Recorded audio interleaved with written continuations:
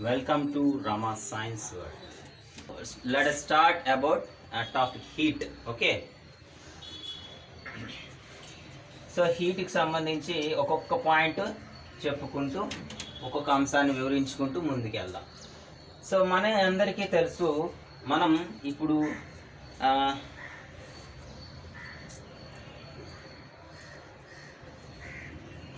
So heat అంటే తెలుగులో దీన్ని ఉష్ణం అనొచ్చు. Okay, heat. సో ఇప్పుడు మనం ఒక వస్తువు పట్టుకుంటే అది మనకు వేడిగా అనిపిస్తుంది లేదా చల్లగా అనిపిస్తుంది. ఇట్లా ఒక వస్తువు పట్టుకున్నప్పుడు వేడిగా నీకు భావన కలుగుతుంది లేదా చల్లగా భావన కలుగుతుంది. అంటే ఈ వేడిదనం లేదా చల్లదనాన్ని మనం హీట్ అంటాం. సో ఇక్కడ నీకు ఒక వస్తువు పట్టుకున్నప్పుడు చల్లగా అనిపించలేదు, వేడిగా అనిపించలేదు. కారణం ఏంటి? ఇక్కడ విషయం ఏంటంటే, ఒక వస్తువు నువ్వు పట్టుకున్నప్పుడు హాట్గా నీకు అనిపిస్తుందంటే, సో ఆ బాడీ నుంచి ఏదైతే ఆ బాడీ ఉందో ఆ బాడీ నుంచి నువ్వు హీట్ పొందుతున్నావు.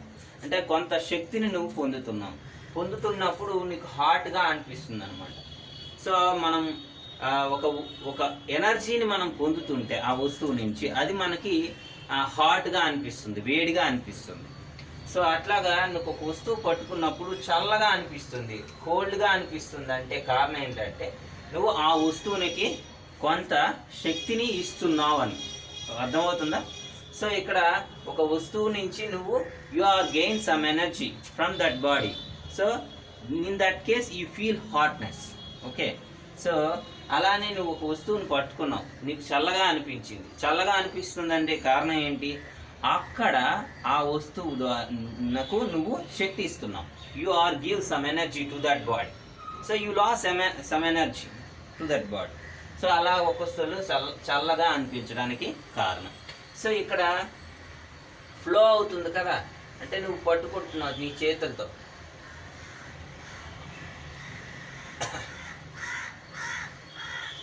సో ఈ విధంగా నువ్వు పట్టుకున్నప్పుడు ఇది నీకు చల్లగా అనిపిస్తుందంటే నీ నుంచి ఒక ఎనర్జీ దీనిలో ఫ్లో అవుతుంది. అలానే వేడిగా అనిపిస్తుందంటే దీని నుంచి నీకు ఎలా ఫ్లో అవుతుంది? ఈ ఫ్లో ఆఫ్ ఎనర్జీనే మనం హీట్ అని చెప్పొచ్చు. So heat is a form of energy. Heat is a form of energy. So heat is a form of energy. So which flows from hot body to cold body అనమాట. So సింపుల్గా heat అంటే ఏంటంటే, heat అనేది is a form of energy which flows from hot body to cold body.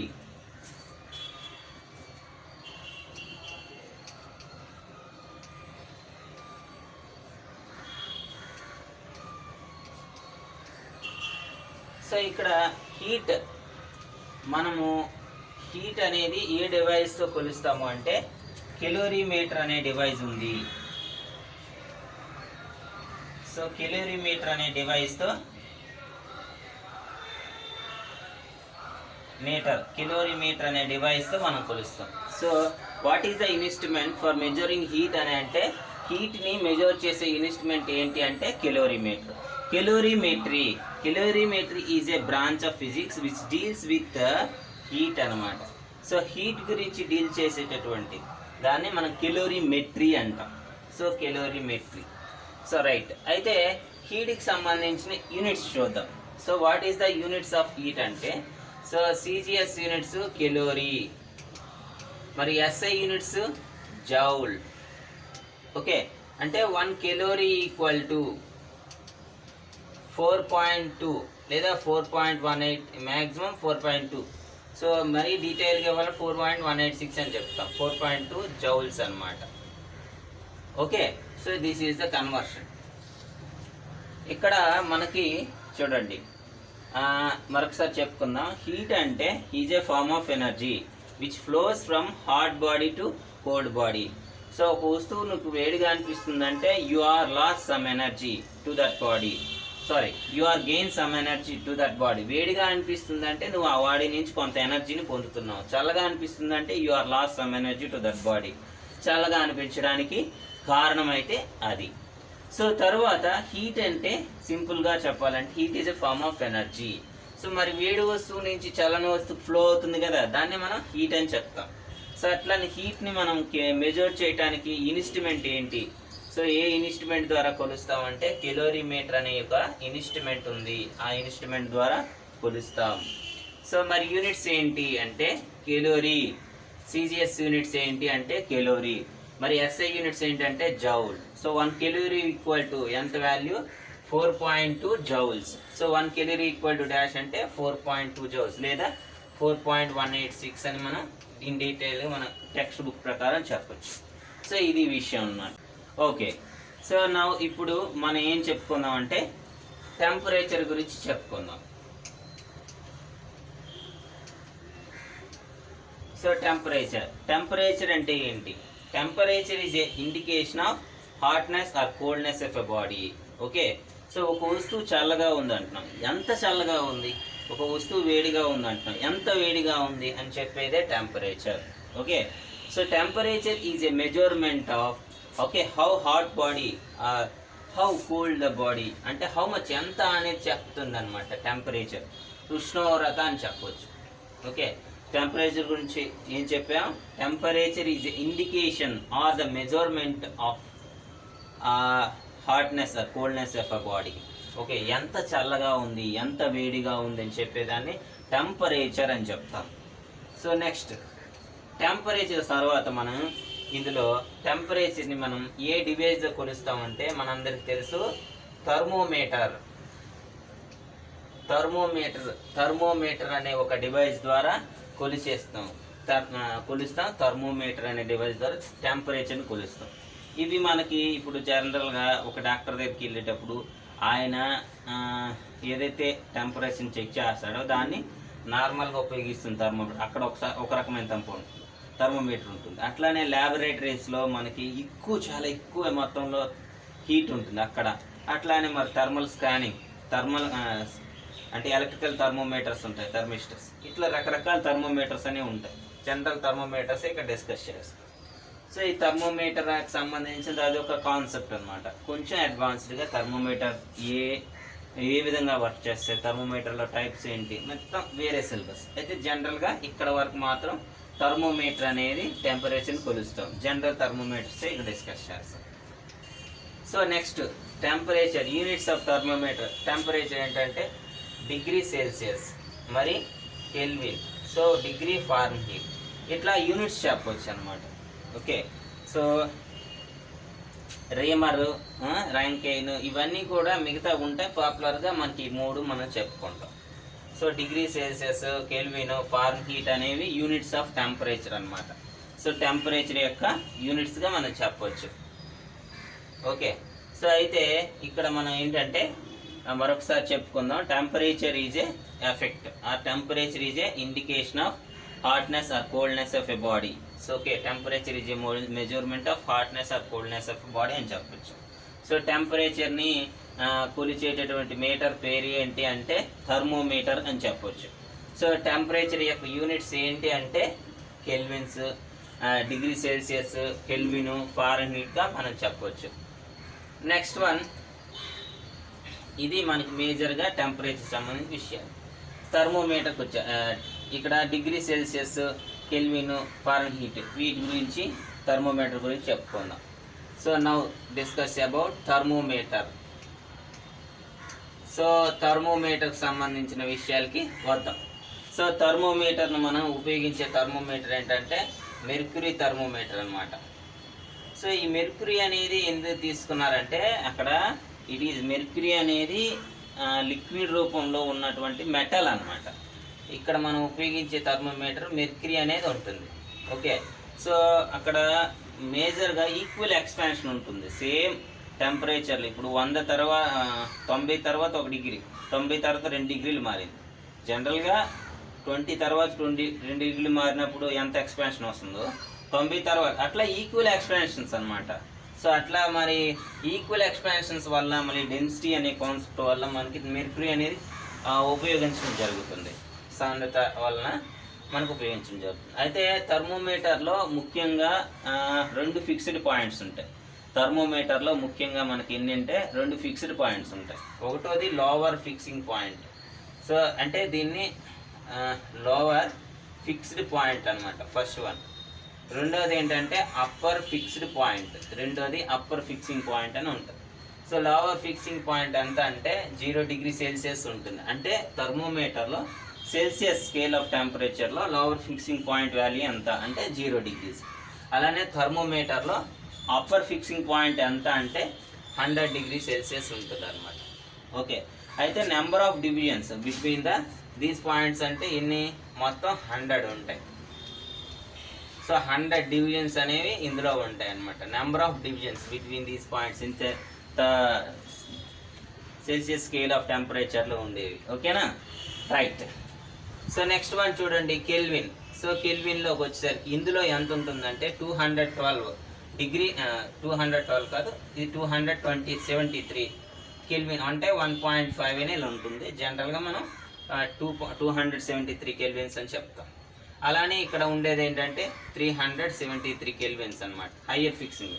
అంటే question ఎలా అడుగుతారంటే థర్మోమీటర్లో in Celsius scale of Kelvin scale of టెంపరేచర్లో లోవర్ ఫిక్సింగ్ పాయింట్ ఎంత, అప్పర్ ఫిక్సింగ్ పాయింట్ ఎంత అని అడిగేటప్పుడు 273 కెల్విన్స్ అనేవి లోవర్ ఫిక్సింగ్ పాయింట్, 373 కెల్విన్స్ అనేది అప్పర్ ఫిక్సింగ్ పాయింట్ అన్నమాట. వీటి మధ్య ఉండే డివిజన్స్ ఎన్ని ఉంటాయంటే 180 ఉంటుంది అన్నమాట. అట్లానే సో అట్లానే ఇది అయిపోయిన తర్వాత నెక్స్ట్ ఫారెన్ హీట్ స్కేల్. అంటే ఇందులో 212 డిగ్రీ ఫారెన్ హీట్ ఉంటుంది, 300 ఇక్కడ మనకి 32 డిగ్రీ ఫారెన్ హీట్ ఉంటుంది. అప్పర్ ఇక్కడేమో ఇది 100 కదా. సో 373కి 273కి మధ్య డిఫరెన్స్ 100. సో ఇది 212 కాబట్టి ఇక్కడ 180 డిగ్రీ ఫారెన్ హీట్ ఉంటుంది. ఇది డిగ్రీ ఫారెన్ హీట్. సో ఇక్కడ 180 డివిజన్స్ ఉంటాయి అన్నమాట. సో ఇది థర్మోమీటర్ సంబంధించి మన స్కేల్స్ ఏంటి అంటే ఫారెన్ హీట్ స్కేల్లో లోవర్ ఫిక్సింగ్ పాయింట్ ఏమో 32 ఉంటుంది, అప్పర్ ఫిక్సింగ్ పాయింట్ ఏమో మనకి 212 డిగ్రీ ఫారెన్ హీట్ ఉంటుంది. దీని మధ్య డివిజన్స్. అయితే ఒక స్కేల్ ఆఫ్ టెంపరేచర్లో మనకి వాల్యూ ఇచ్చి వేరే స్కేల్ ఆఫ్ టెంపరేచర్లో వాల్యూ కనుక్కోవాలంటే అప్పుడు ఫార్ములా జనరలైజ్ ఈక్వేషన్. యాక్చువల్గా నేను టెంపరేచర్ ఇన్ సెల్సియస్ C అనుకుంటాను, minus lower fixing point 0 by ఈ మధ్య డిఫరెన్స్ అంటే upper fixing point minus lower fixing point అంటే 180 అనమాట. 100 ఇక్కడ. So 100 minus 0. So next one ఇది TK కదా, K అనుకుంటా, minus 270 lower fixing point by ఈ రెండింటి మధ్య డిఫరెన్స్ 100. ఓకే, నెక్స్ట్ వన్ ఏంటంటే foreign heat F minus 32 by 180 అనమాట. ఈ విధంగా మనకి ఇది జనరలైజ్. ఇంకా సింప్లిఫికేషన్ చేస్తే C/5 పోతే 5 K/273 by 9 okay by 5 F minus 32 by 9. So ఈ విధంగా మనకి ఏమవుతుందంటే 3 ఇక్కడ మనకి C/5 K-273 5 F minus 32 by 9 వస్తుంది. అంటే ఇది కన్వర్షన్ అనమాట. అంటే సెల్సియస్లో ఉన్నది సెల్సియస్లో ఉంది, కెల్విన్లో మార్చాలి అన్నప్పుడు ఈ రెండు ఉపయోగిస్తాం. సో కెల్విన్లో ఇచ్చేటి సెల్సియస్లో మార్చాలి అంటే ఈ రెండే ఉపయోగిస్తాం. సో ఏది కావాలి ఇందులో ఫారెన్ హీట్లు ఇచ్చాడు, కెల్విన్లో కావాలి అన్నప్పుడు ఈ రెండు ఫార్ములాస్ ఉపయోగిస్తాం. అట్లాగా మనకి ఒక స్కేల్ ఆఫ్ టెంపరేచర్లో టెంపరేచర్ ఇచ్చినప్పుడు వేరే స్కేల్ ఆఫ్ టెంపరేచర్లో కనుక్కోవాలన్నప్పుడు ఈ జనరలైజ్ ఫార్ములా ఉపయోగిస్తాం. C/5 ఇది K మైనస్, ఇది K మైనస్ 273, సో ఇది F అనమాట. సో ఇది F మైనస్ 32 బై 9. సో ఇది ఈ ఫార్ములా అనేది చాలా ఇంపార్టెంట్ ఫార్ములా. ఓకే, సో ఇప్పుడు మనం థర్మల్ ఈక్విలిబ్రియం అనే కాన్సెప్ట్ గురించి చెప్పుకుందాం. So thermal equilibrium.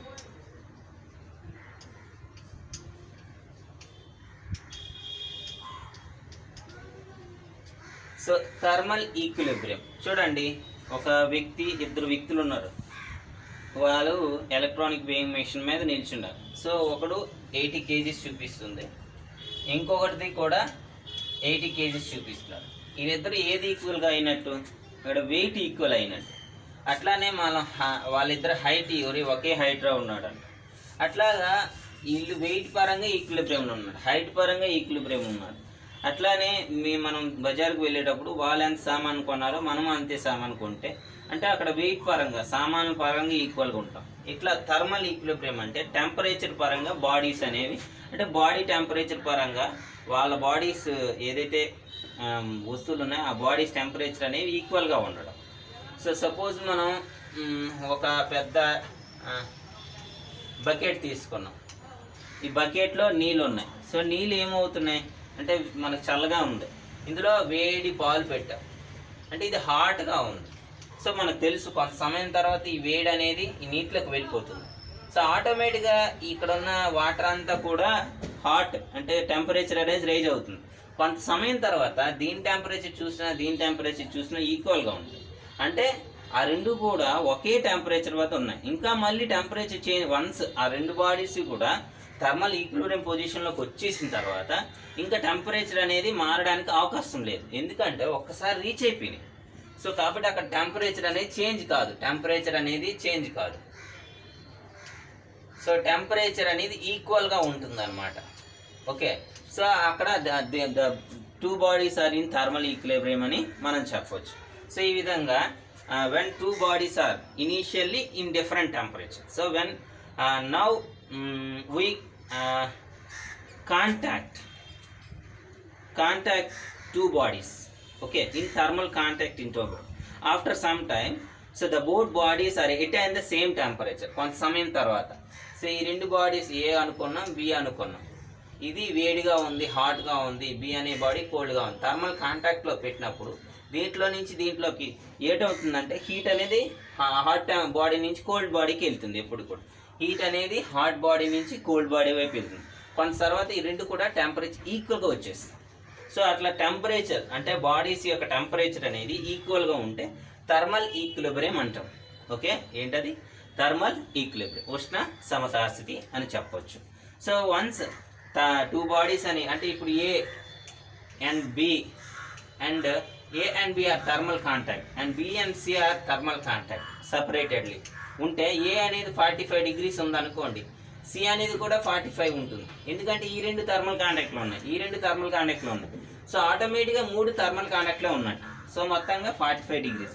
అట్లా 4 బాడీస్ ఇచ్చాడు, అవన్నీ థర్మల్ కాంటాక్ట్లో ఉన్నాయి. ఒక బాడీ టెంపరేచర్ 10 అనుకోండి, అన్ని బాడీస్ టెంపరేచర్ 10 అవుతుంది, ఎందుకంటే థర్మల్ కాంటాక్ట్లో ఉన్నాయి కాబట్టి.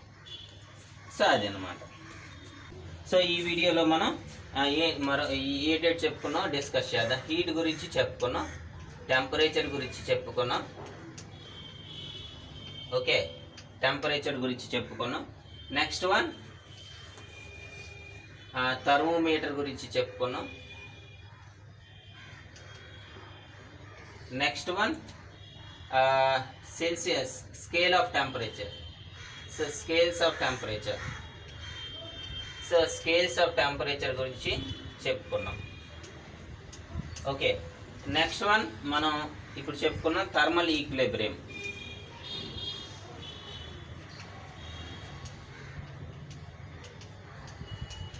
సో థర్మల్ ఈక్విలిబ్రియం అనే కాన్సెప్ట్స్ గురించి చెప్పుకున్నాం అన్నమాట. సో ఈ టాపిక్స్ గురించి మనం ఈ వీడియోలో తెలుసుకున్నాం. ఓకే, సో నెక్స్ట్ వీడియోలో మనం మరిన్ని ఈ ఉష్ణంలో హీట్కి సంబంధించి ఇంట్రెస్టింగ్ టాపిక్స్తో కలుద్దాం. Thank you very much and subscribe.